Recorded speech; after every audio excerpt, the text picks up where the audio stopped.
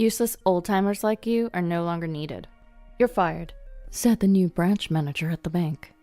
I had worked there for many years until she claimed this, just a few days after starting her job. Understood. I resigned with a spiteful smile, thinking, just you wait and see. The next day, an account with $700 million was abruptly cancelled. What? Following this sudden account closure, a series of unexpected and dramatic events began to unfold at the bank. My name is Tiffany Stewart. I'm 55 years old.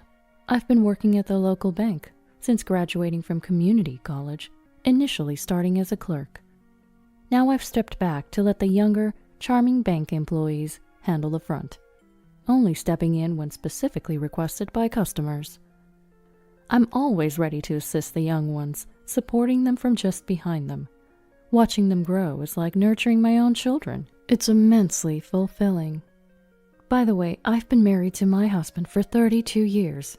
He's 2 years older than me, a diligent engineer at an electrical company who hates dishonesty. He's a wonderful confidant, always ready to listen to my trivial stories and offer sound advice. We were blessed with 2 children, but they're married and have moved out.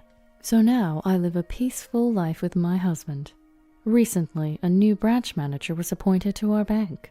Her name was Lisa. She's still young, only 40 years old, and probably the youngest of the branch managers assigned here in recent years. I saw her for the first time during her introductory speech at the morning meeting. She seemed tough and strong-willed. Under my leadership, this branch will become more vibrant and achieve the best performance nationwide. I need everyone's cooperation, so let's work hard together. Her clear and firm manner of speaking wasn't really my cup of tea. After the meeting, the assistant branch manager began showing Lisa around. He was introducing Lisa to the staff. Following our usual routine of cleaning after the morning meeting, I began wiping the windows by the waiting area. Then Lisa and her group approached. "Mrs. Stewart, may I have a word?" "Of course, what is it?" I responded with a smile. "This is Lisa, our new branch manager. Lisa, this is Mrs. Stewart, our longest-serving employee who's been here for about 35 years. If you have any questions, she's likely to have the answers." As the assistant branch manager introduced me, Lisa scrutinized me as if evaluating me. "Tiffany Stewart, pleased to meet you.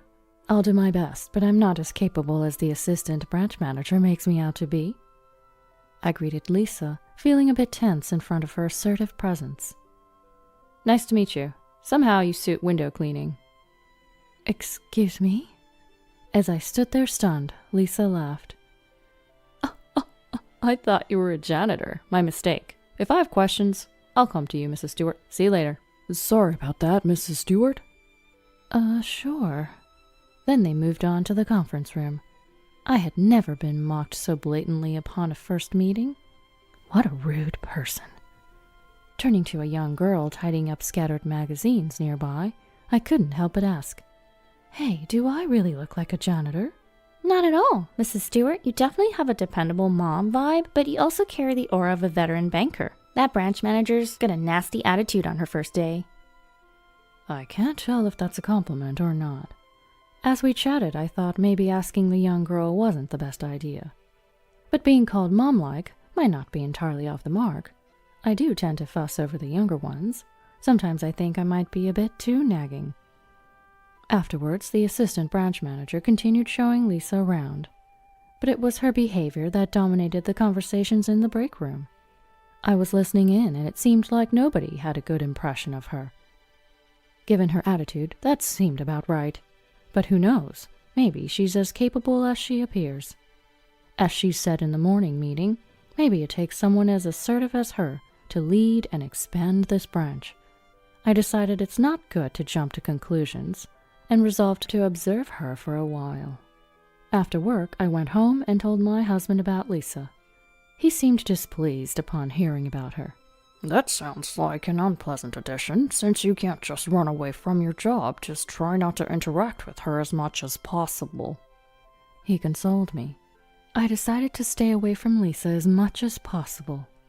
At the morning meeting the next day, the assistant branch manager announced he would be away for 4 days on a business trip and asked us to manage things in his absence before leaving quickly. Lisa was sitting at her desk, arrogantly reading the newspaper. I was called over by Lisa, and wondering what she wanted, approached her. "Can't you see I'm reading the newspaper?" she said. Confused, I watched as she sighed and looked exasperated. "Don't you get it? Could you make me coffee?" "What? Oh, okay, I'll get it for you." I was surprised. What arrogance. I went to the break room to prepare her coffee and found another male employee venting his frustrations to a female colleague. He was upset because Lisa had criticized his performance from last month. True, his contracts were the lowest, but it seemed like a fluke, since he's usually not like that. "She said these results are unacceptable and that I need to strive for better. Just my luck that the deals I was working on last month got delayed to this month. She just got here and already has such an attitude." I had come to the break room just to make coffee, but I found myself wanting to complain too. I didn't say anything, trying to be the bigger person, but inside I was shouting, "What's with this branch manager?" From then on, every morning as she started reading the newspaper, she would command me to bring her coffee. The day before the assistant branch manager was due back from his trip, Lisa approached me while I was working. "Mrs. Stewart, do you have a moment?" "Yes, what is it?" "What exactly is your job here?" Lisa's sudden question caught me off guard, but I answered. "Currently, my main role is assisting with the clerk services." "Is that all?" "No, I also do things like cleaning the branch and checking the parking lot." "So you're not really doing anything significant, right?" I was stunned. "Well, perhaps not." "See, we're planning to bring in cleaning robots for the bank. That means your job will be redundant, won't it?" Her words were loaded with implication. What exactly are you suggesting?" Lisa put pressure on me. "Even the clerk support, a staff member can handle that alone. You're just helping out. That's a waste of labor costs, don't you think?" "So are you saying you want me to quit?" "That's right. There's no need to keep someone who can't contribute productively, is there?" I just looked at Lisa in silence. She was looking down on me. "What a company needs is a young, promising talent. Don't you agree? Old people who just collect a salary should be weeded out early." Lisa said this with a forced smile, then leaned in close and whispered in my ear.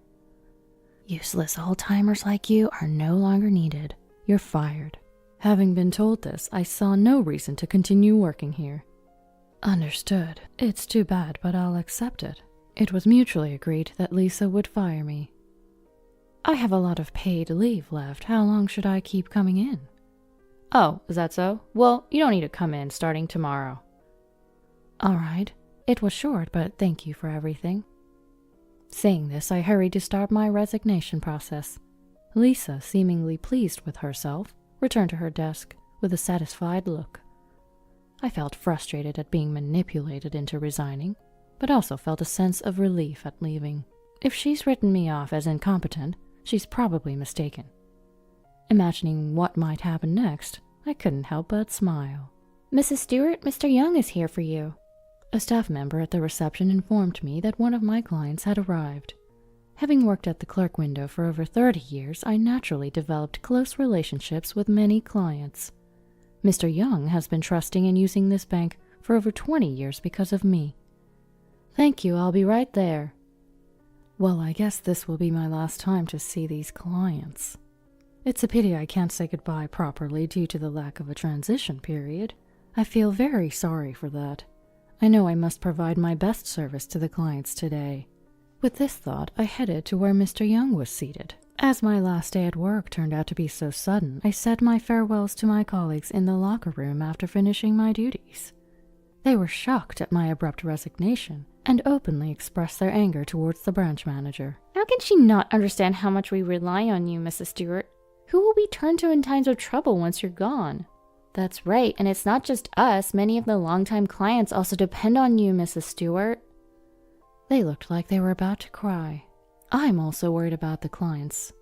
I'm sorry to leave without saying goodbye, but if they ask about me, please explain the situation. "You got it. We'll take care of it." Thank you. I'm really sorry for the abrupt resignation. If you ever have any trouble, feel free to call me. With that, I bid farewell to the bank I had served for many years. The next day, around lunchtime, I received a text from one of the bank staff. I read the text as I was sipping tea. This morning, Mr. Young came to the bank and canceled all his accounts. He said if Mrs. Stewart isn't here, there's no reason to keep his money with us. Mr. Young was the only client I managed to bid farewell to yesterday. He seemed very disappointed when I told him I was leaving, and that must have prompted his action. I felt terribly sorry, but it was out of my hands. I silently thanked Mr. Young for trusting me so much and for his actions. Incidentally, Mr. Young is a well-known local business tycoon and my biggest client. I believe his total assets are close to $1 billion. The amount he had deposited was about $700 million. With its withdrawal, our branch must have suffered a significant blow. What? What does this mean? Mrs. Stewart's client said if she's gone, there's no point in keeping his money with us and withdrew everything. What? Lisa was so shocked that she stood with her mouth open, unable to speak. I wish I could have seen Lisa's reaction with my own eyes. A week had passed since I left. During that time, employees kept reaching out to me, informing me that numerous clients, just like Mr. Young, canceled their accounts upon learning of my departure. The staff, knowing that I was forced to resign, rather than leaving on my own, couldn't persuade these clients to stay. Word of my departure spread from customer to customer, leading to dozens of inquiries each day. Following these inquiries, the clients would invariably come in the next day to close their accounts. As a result, Lisa apparently spent her days pale-faced and fearful. The branch was even in jeopardy if the withdrawals continued. It was said that Lisa lived in fear, dreading the appearance of the next client withdrawing their account. Then I heard that an investigation from the headquarters was initiated. In just over a week since my departure, the total amount of withdrawn accounts had exceeded $2 billion. The assistant branch manager confronted Lisa. "Why did you decide to let Mrs. Stewart go, Lisa? Anyone would realize that a veteran like Mrs. Stewart had long-standing relationships with our clients. How are you going to handle this situation?" Every day she was besieged with anger and urgency. Then Alex, the director from headquarters, arrived for the investigation. "Long time no see, Lisa. Seems like you're in quite a predicament. What happened?" "Oh, Alex, welcome." Lisa's voice was completely turned upside down as she greeted him, and the other employees struggled to hold back their laughter. "I heard you recently let Mrs. Stewart go. Weren't you aware of her reputation? Mrs. Stewart was a recognized figure even at the headquarters." Lisa was genuinely unaware of my status and was shocked to learn that I was well known at headquarters. "What? That plain-looking person?" "Lisa, appearances are irrelevant. Mrs. Stewart was diligent and perceptive, handling many long-term clients. They trusted her entirely. Didn't you know she's been commended several times in front of everyone at the company meetings?" "What?" Listening to this exchange, Alex spoke quietly. "Lisa, this situation is the result of your unilateral decision. You'll need to take responsibility. Prepare yourself." "No, I had no idea. She was just leisurely cleaning and occasionally helping others. Why didn't anyone tell me?" Lisa tried to defend herself in a panic. The assistant branch manager retorted. "Don't blame me. It's ridiculous to judge Mrs. Stewart as incompetent just because you worked with her for a few days. And you let her go when I was away on a business trip. If you had consulted me, I would have definitely prevented it."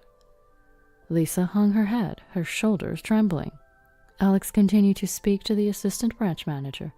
"Anyway, we will discuss this matter with the board. Also, we've reviewed your work history, Lisa. It appears you've been aggressively increasing contract numbers. We've received numerous complaints not just from the employees, but also from customers, all relating to accounts you handled." Lisa looked at Alex, her face on the verge of tears. Alex went on relentlessly. "Our bank prides itself on honesty with customers. Your approach would never earn their trust. Moreover, you fail to recognize the efforts of dedicated employees like Mrs. Stewart. This incident has made it clear that you lack managerial skills. In any case, Lisa, don't expect a bright future." With that, Alex returned to headquarters. Lisa, I heard, collapsed on the spot, dazed and unable to move for a while. During my time as an employee, I had been nominated by several clients thanks to my long service at the counter. These included executives, CEOs, chairpersons, private investors, and proprietors of large deals. The deposits I handled were no less than a few $100 million, sometimes in the billions, like with Mr. Young. Unaware of this, Lisa's decision to fire me led to the loss of trust from these clients, who then moved their accounts elsewhere. It was a predictable outcome, all due to Lisa's rash judgment. Eventually, Lisa was stripped of her branch manager position for her responsibility in this matter, and was transferred to a remote branch to do the same counter work she had looked down upon. Still maintaining her usual attitude and tone, she was avoided by both employees and customers, leaving her counter deserted. A transition to a contract position was being considered for her. If she had changed her attitude after being transferred, things might have been different, but her pride apparently prevented it. I find it deeply regrettable. Later, Alex, along with the assistant branch manager, personally visited my home to apologize. "We're truly sorry for the way we treated you, Mrs. Stewart, a model employee. I sincerely apologize on behalf of Lisa. Mrs. Stewart, could you please consider returning to our bank?" "Mrs. Stewart, I implore you as well. We've caused you great discomfort, and I'm truly sorry. That was my oversight. Our branch needs you. Please come back to us." They both pleaded for my return. Moved by their earnestness, I asked for some time to think. That night, after discussing this with my husband, he said, "If they're that sincere, Tiffany, why not return if you feel it's right?" Knowing that Lisa had been dealt with and they were so eager for my return, I saw no reason to refuse. The next day, I contacted the assistant branch manager and successfully returned to work. Upon my return, most of the clients who had closed their accounts came back. The assistant branch manager was overjoyed at both my return and the client's return. I doubt I'll ever see a grown adult cry so much in gratitude again. It turns out our branch was on the verge of being absorbed, but that was averted thanks to the returning clients. The assistant branch manager was now the acting branch manager due to Lisa's transfer. He's a bit timid, but a good supervisor who pays attention to those around him. I'm relied upon, so I must work hard to meet expectations. This incident has reminded us all how vital mutual trust is. And today, I continue to work diligently at the bank, supporting and being supported by my colleagues.